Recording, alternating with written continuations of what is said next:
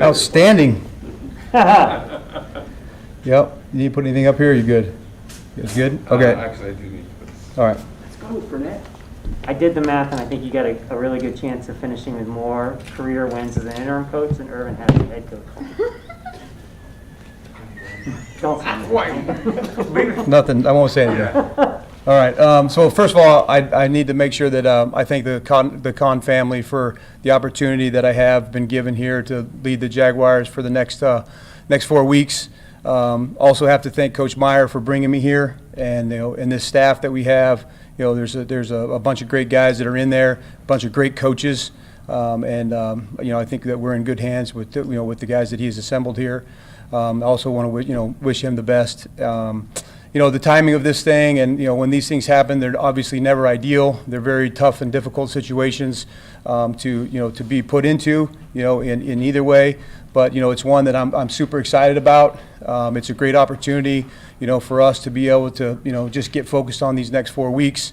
And really, as I told the team earlier today, it's just 1 week, right? We have a 1-game season. The Houston Texans coming in here. All our efforts and everything that we're thinking about is getting a win there. So, Darrell, can you talk a little bit about you've been through this experience before.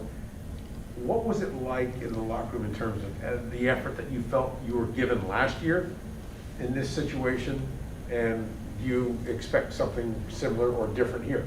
Yeah, I really don't expect anything different. I thought the players in Detroit were outstanding. I thought that they were 100% all in. Those guys really did work their tails off. They went to work, and it's as big of a change for them as it is for us. And I thought they gave me their all. The first game we went to Chicago, and we had to come back, come from behind victory. It was an awesome experience, and the guys were great. And so it was a really good experience, and I really wouldn't expect it to be any different here. And I have obviously a great relationship with the guys that are on the offensive side of the ball that I've spent a lot of time with. But we have such cool players, on both sides of the ball. I could name them, Miles and Josh, and all those guys on the defensive side of the ball that. That are dying to get wins, that and they just want to dive full head into this thing and win some games. From what we saw in 20 minutes today in practice, it seemed very spirited and very enthusiastic. Would you say that that's the case today? Are the guys, I don't know whether you call it relief or anything like that, but are the guys enthusiastic right now about moving forward? Well, I think they were focused. I was really excited about that, because anytime you have really any type of distractions, that it can be something that can affect practice and affect the things that you're doing. So I was fired up the way that they came out there. They handled their business, and we practiced really well today. We got a little bit of rain to work out in as well, because I think there's a chance for rain in the game. So that's always good opportunities. How much tension was there between Irvin and the assistant coaching staff, and you in particular? There's been a lot of reports about how kind of hard it was to work and get done. Well, I had a great experience. Like I said, Coach Meyer brought me in here, and I have a lot of respect for him and and what he did for me and my family. And other than that, I really want to, as I said to the team, we're not looking back. Today's a new day. We're moving forward, and I want to move ahead, and all eyes and everything that we're doing, I want it to be on Houston. How would you still be the play caller, or would the structure be the same as it was before? Well, I think I want to get through this week. I'm going to call the plays this week, and then it's later in the week than it normally would be. So we're going to do status quo. We're going to keep everything the same this week, and then over the weekend, then we'll mull over some things, and you'll probably have some conversations. Will that mean you're in the booth, or you're going to be on the field? I'll be on the field. Are you? Thoughts about that? I love being on the field. I've been on the field the whole time. It's kind of been foreign to be up in the box these last 13 weeks or whatever it's been. So I'm excited to get back down there. There's just great energy when you're on the field. It's like playing a video game when you're up there. It's so stale. It's so quiet. So it's good to be around the guys. The interaction is better. Communication can be better with the players. I have great communication with the coaches on the headset, but being able to see their eyes and talk to them, it's a different experience when you're on the field. Speaking of the communication over the headset, one of the reports that surfaced last weekend was possible communication about benching James Robinson. Can you just discuss what his role is in this offense moving forward, and knowing what those conversations may or may not have been? James Robinson is our starting running back, and he will be played as such. Yep. Where did this unravel? What is the disconnect between Urban Meyer and NFL players and NFL coaches? Because there's clearly a disconnect. Yeah, well, I mean, what I'd like to say is I just want to keep everything on Houston, and maybe at the end, is when the time to reflect and go back and look back at all the things that happened. But, it really is a time where, it's 4 games left in the season, and we want everything and all the narrative and all the communication just going on and taking on the Texans. Can you timeline how everything kind of went down last night in terms of when you found out, when they told you you were going to be the interim and that kind of stuff? Yeah, Trent communicated with me late last night. I don't know exactly what time it was, but it was pretty late, and he had informed me that Shad had called him and they had talked about the decision that they made, and that he informed him that he would like me to be the interim. So Trent had that conversation with me. So it was, I don't know what time it was. It was pretty late, and then came back in this morning and kind of let it rip. I know you're trying to move on, but did you guys game plan without Urban Meyer last night? Yes. Okay, Yeah. so he left the building at some point in the afternoon and you didn't see him again? Yes. Okay. What have your conversations been with Trevor, just, since the change? It's really just full steam ahead on football. I mean, there's not going to be going to have these side conversations or anything. Just like, hey, what did you think? I mean, we're going, and that's what's the cool thing is about these guys. Is they come to work, they're ready to go, and again, some point when you need to reflect, there's probably a chance to reflect. But right now, it's all eyes on the Houston Texans. You mentioned it a bit, but being on the field, calling plays with Trevor now, do you feel like that could be kind of at a different perspective to just, how you two really interact in terms of, calling plays and trying to get some production? Yeah, it'll definitely be different. Again, I'm excited to be able to do that because that's what I'm familiar with. The last however many years, that's what I've been doing. And there is something about being down there, like I said, the energy, the juice, but then being able to look him in the eye, how they're doing, and some of the other communications that you might have, I'm excited about. What do you think went wrong last time against the Texans, week 1, for you guys? What do you think went wrong? On offense? Looking back, it was the first game, and we didn't play very well. I mean, there's some good in there, some bad in there. It's kind of been if we go all the way back at the beginning, there was just a steady climb at the beginning of the season from where we started to where we went to. I don't know, 4 or 5 games in, and then we've had a lull since then, and the things that are happening now were some of those things that happened then. Whether it's some holding penalties, where it's jumping off sides. Those, I think there's 12 men on the field. Just some of those orchestration things that really there's no excuse for in the game. And we got to get that thing cleaned up. And I'm excited about where we're at today. You were an interim head coach last year with Detroit. What did you learn from that experience that prepared you for this year? Well, I learned I'll be talking to you guys a lot more. That was the thing that hit me the most. I was like, man, we do it every day. But no, I love it. But it was. I won't quiz you on the stuff in your dressing. I promise. We're good. We're good. Yeah. So it was, So I mean, that's one thing I thought was a lot. But there's just so much more that comes across your desk that really you don't even think about. As the coordinator or position coach, you're so dialed in on what you're doing. There's all these other things that are going on in the building, all these other people, and all of a sudden it becomes, it's all on your desk. And so those were the things that I learned, and so I think it's prepared me for this opportunity again today. And we have great people in the organization, and I mean the wheels are already spinning behind the scenes as they always have, and I know that they'll continue to. Sometimes when coaches are looking at tape and things aren't going well, I'm not saying about one game, I'm saying a series of games. They can pinpoint it and take steps to actually fix it, and sometimes they're just baffled, hamstrung as to what to do. When you look back at the last 6 weeks, 9.1 points per game. Yeah. Are you baffled, or do you see a path out, and it's just a matter of executing that? But that's a really good question, because there are times that you feel exactly that way. I would say it's probably a little bit of both. There's times where it's like I know exactly what has happened, but then there are times where it's baffling to you that some of the mistakes that we've made. And I think that I don't know if you were in our meeting the other day. It sounds like you were, but I kind of really got after the offense the other day because of the mistakes that we made. I mean, there was things that we should know from when we started playing Pop Warner football, and those are the ones that are a little bit more baffling, so we got to, those are things that we got to get out of our game, whether it's, your hands are outside and you get called for a holding, and whether you don't do the techniques things correctly that you're supposed to. As a Sean, follow-up to two more that, guys.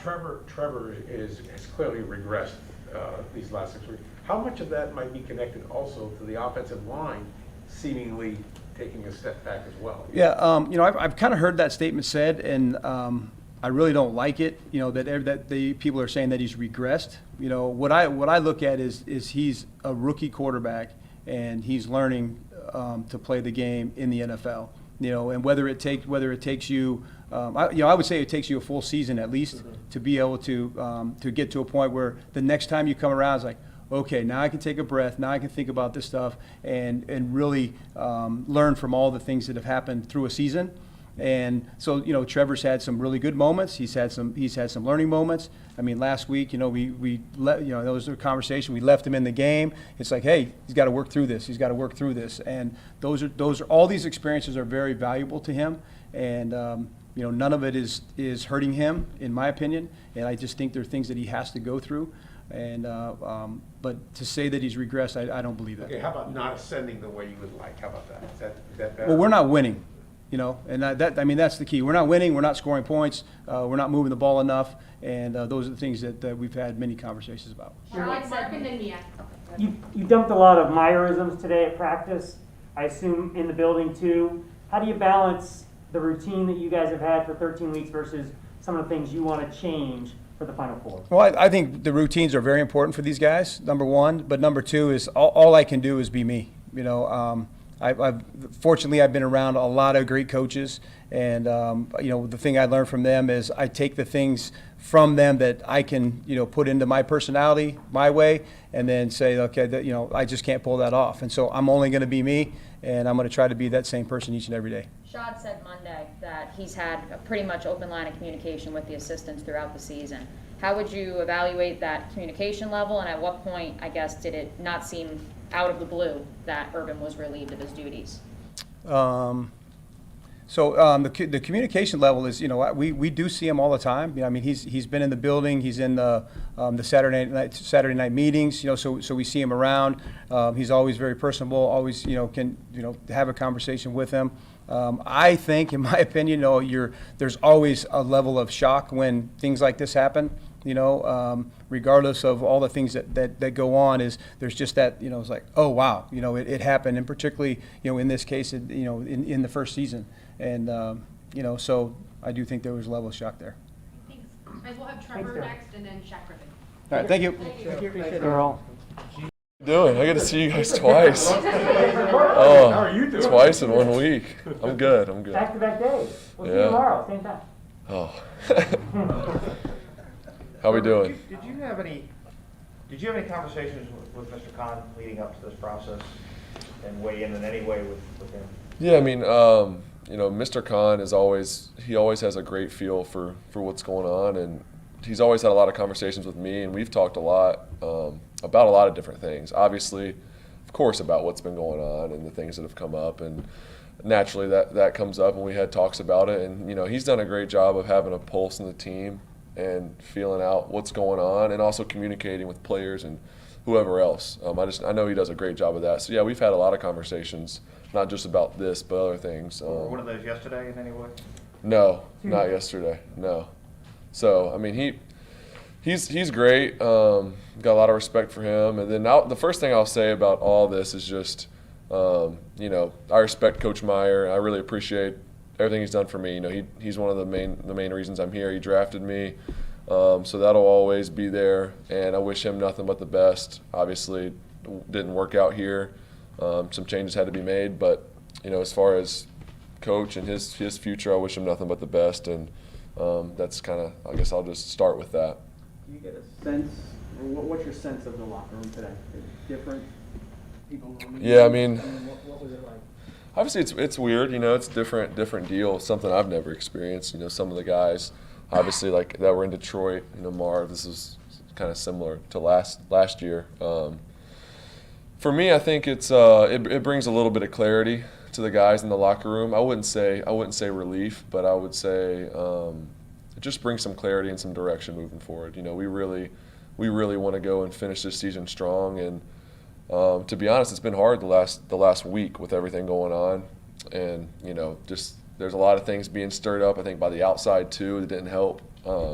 Made things a lot worse. But also, just everything that's going on, it's hard to be focused and have all your attention and efforts going towards winning the game when there's so many things going on. So I think, you know, I'm happy for the team that we have clarity, a sense of direction, and we can just go be our best moving forward for the next 4 weeks, and then we'll go from there and see what the next step is. But right now, I definitely think that, you know, we had a great day of practice today, and we're ready to just move forward. That can't have been just like last week where everything was going crazy and cluttered. I mean, your mind's had to be going crazy for the last month, 6 weeks, 8 weeks.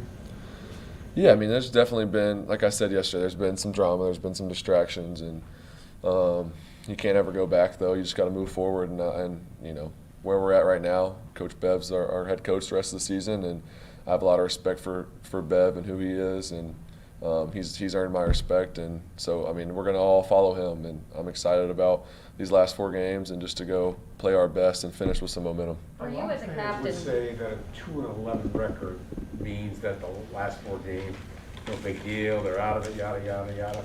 But for you as players, either yourself or and other guys in that locker room, how big are these last 4 games, do you think, to moving things forward in a positive way? Momentum's everything, and I think when you have, especially NFL season so long, a lot of ups and downs, long season, as you get to the home stretch, especially after not having a good year, you need that momentum going into the offseason, and that's just big for the morale of the team, for how you approach the offseason going into it. You always want to feel like you ended on a good note. Obviously, there's always going to be things to work on. There's always going to be areas to improve. Everyone's got their own things that they're going to look at and evaluate, but for us, if we can go finish strong, I mean, that'll be great going into the offseason, having some confidence, some momentum, something to build on, and we need that. And so we're looking at these games, I mean, like they're playoff games. Every game, trying to win. Let's go 4-0. Let's go 1-0 this week, and then go figure out a way to beat the Jets next week. So that's how we're looking at it, and that's just going to be our approach the last month of the season. for you as a captain, Trevor, what were some of the tangible steps you needed to take over the past 24, 48 hours for the betterment of your team? I mean, honestly, just be the same person. I think that's when things are crazy. I've said it a few times. When things are crazy, consistency wins, and just being the same day in, day out. But I think being positive. And the last thing I wanted for all this whole situation is everyone to kind of go crazy and start saying all these different things. Like, I think we've done a good job as a team of really keeping everything internal and showing respect for anyone involved in this situation and just taking it day by day. That's all you can do. And like I said, I've just been proud to be a part of a team that's handled it this way. And obviously there's been some challenges, but it's cool to see how everybody handled it. And then now, like I said, just to move forward and turn over the page. Like, we gotta keep going. You know, we got 4 games left, and but yeah, I think for me it's just keep being positive, be the same person, and be that consistent voice. If the drama scale was peaked over the last week, where do you expect it to be the next 4 games? Somewhere a lot lower. I don't know. I don't know the answer to that. Trevor, how and when did you find out the news? I know Darrell said he got a late night call. Did he follow that up with a call to your cell phone, or how and when did you find out?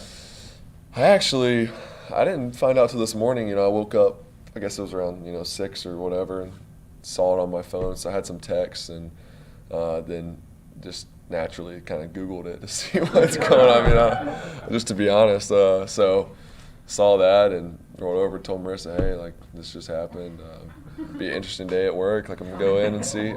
So obviously it's not ideal. You look at where we're at. This is not where you imagine you'd be at this point, but you got to make the most of it, and I think we're going to do that. And I like where we're at. You know, the positivity today, despite everything going on, was awesome. We had a great day. You met with Shad Tuesday on his job? I did. I was out there Tuesday. Yep. Did you get a sense then that changes were coming? No, not specifically. It was more just I actually hadn't talked to Shad in a little while, so you see him around, brief conversations, but they actually had a wives luncheon, so I was going over there right before to go see the boat for one, and then we talked for a second. But just to an update on what's going on. Obviously, there's been a lot of things circulating. Like I said, this has been a few weeks going on now. So just to catch up, he wanted to get my pulse on it, and then just nothing in specific was talked about as far as like a decision being made. None of that. And then I think, as you've seen it escalate, really the past 2 days especially. Trevor, what is it about Darrell's personality that you think might take things down a notch? And It's just getting long-winded there. Hey, you got the hook. Sorry. You like the Oscars. He just yanked you over. Your speech is over. You didn't see the light. Gary's It's probably helping me out. Yeah. what do you think? What'd you say? I'm sorry. What is it about his personality you think may take things down a notch and keep things kind of Talking even about Coach emotional? Bevell? About Darrell. Yeah. Yeah, I mean, just being with him, I guess, ever since I got here and being the offensive coordinator and getting to know him, and he sat in our room a lot, and we have a lot of conversations, and just, like you said, he's very even keel, always the same person, never gets too high or too low. Just, that's something that I respect and that I can level with. So I'd say that's the biggest thing that we need right now. Someone that's consistent and just to move forward and push past it. Let's take two more. Positive thoughts. One thing that Shad told some reporters on the yacht on Monday was that the first time you ever talked to him, you said you wanted to retire as a Jaguar, and that really stuck with him. Can you kind of just reflect on that as here we are, 14, 15 weeks later, and knowing that you just spoke with him again on Tuesday, and here we are.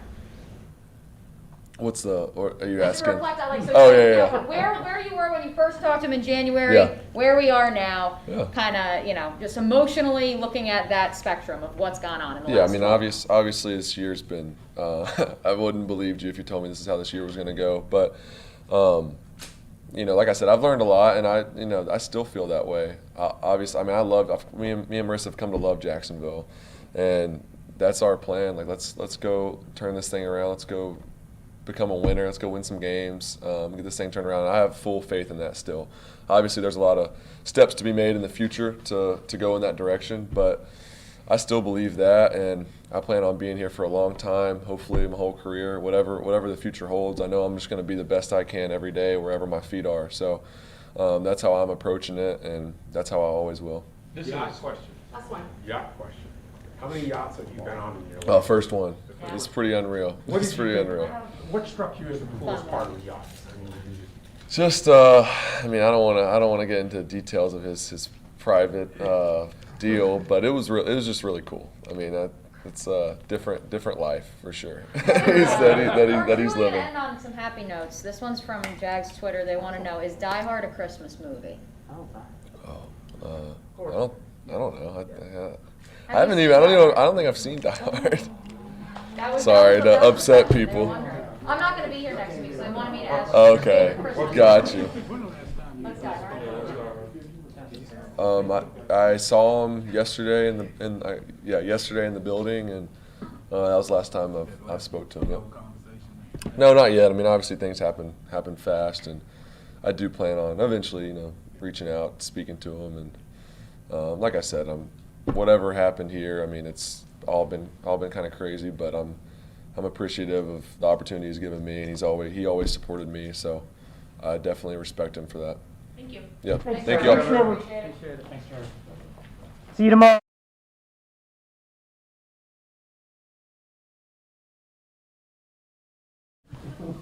Sorry, bro.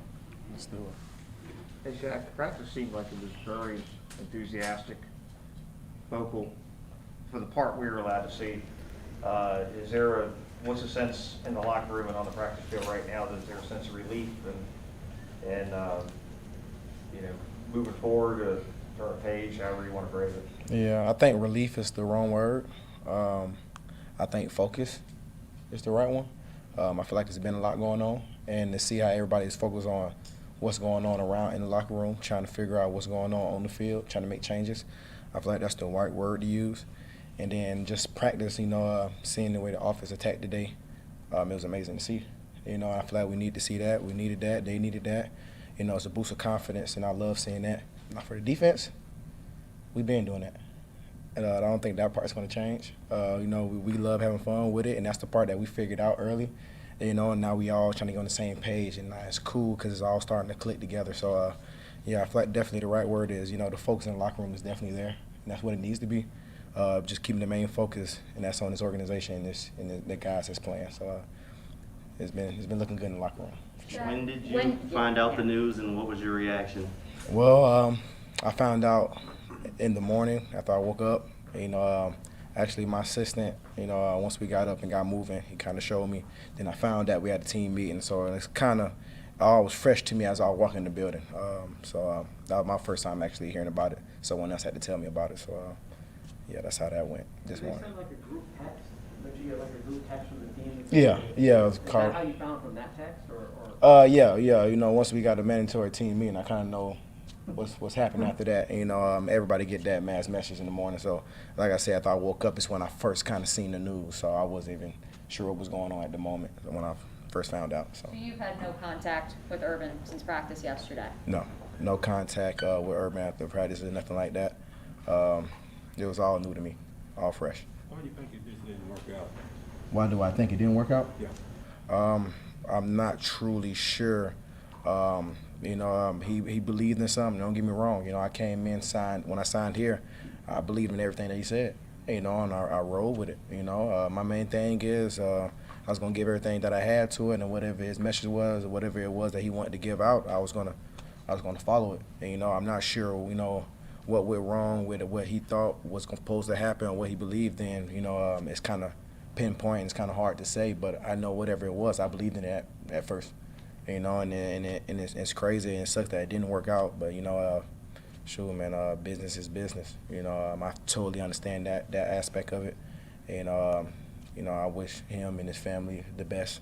Always praying for those guys. Always, you know, it's definitely, you know, in my corner. So you know, it's tough, but it's kind of hard to really pinpoint an answer on the reason why it didn't click or why it didn't work. Not really sure on that one. Is it important to have some clarity for future, not just be wondering for the next month, you know, is Urban going to be here or not? Man, it doesn't matter how it's going to go. My main focus is these players. I focus on the next game. I focus one day at a time, or whatever I can do to help this team win. That's my main focus. It's kind of hard to do both. You know, like I said, business is business, and that part handles itself every single time. And the main thing is, once that ball is kicked off through that game, I need to be ready for it. So that's my main focus, these players. Shaq, knowing these players in this locker room, what kind of head coach does this group need to succeed moving forward? For a head coach for this team, I just need to I feel like this locker room needs a head coach that actually believe in what their players are saying. You know, trusting that, you know, that we can all make this work. This is not a one-man show. I feel like sometimes head coaches can come in and be like, you know, I'm just going to flip around. This is my way, let's do it. And sometimes they forget about us.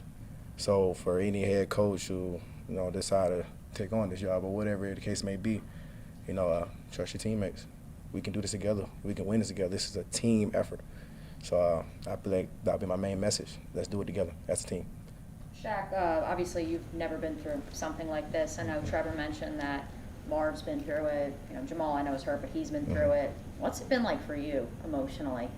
I know we're bombarding you less than 24 hours into this. No, it's all good. It's all good. My main thing, I try to keep my same emotion, my levels the same. I try to control what I can control. You know, you start to do things outside your means, it's tough. And my main thing is keeping the focus, the main focus, and that's, like I said, you know, the next game, these players. And, man, so I try to keep my emotions the same way because I know these guys are depending on me to bring the energy, to be focused, to be right, being vocal. I have a lot on my plate already, so I'm going to just handle that part first. And, you know, the way everything else plays itself out, you know, is exactly how it's supposed to happen. Like I said, I control the controllables. That's all I can do.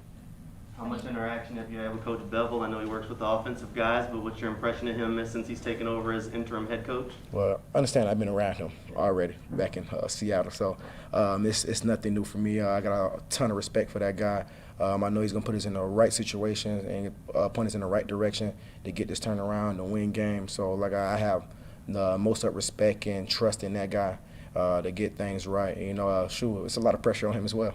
You know, let's understand that. But, sure, man, if there's any way I can take some of that pressure off, I want to do it. I'm going to help. Like I said, it's a team effort. Whatever we got to do, let's do it together. And I want him to understand that part. But I got most respect for that guy, a lot of trust, and we're going to get this figured out together. Has this been the most distraction-filled season you've been a part of since you've been in the NFL?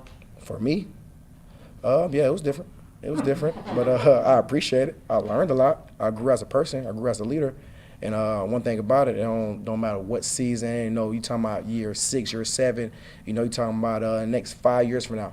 I know for a fact I'm prepared for anything. I can tell you that much, and that's how much I learned from that. So I'm grateful. I'm definitely grateful. You know, I learned a lot. I seen a lot. Went through a lot, but I grew. I progressed. Made changes for the better. I'm gonna continue to do that. So I appreciate it. Every bit of it. All right. Thank you. Thank you. Appreciate you.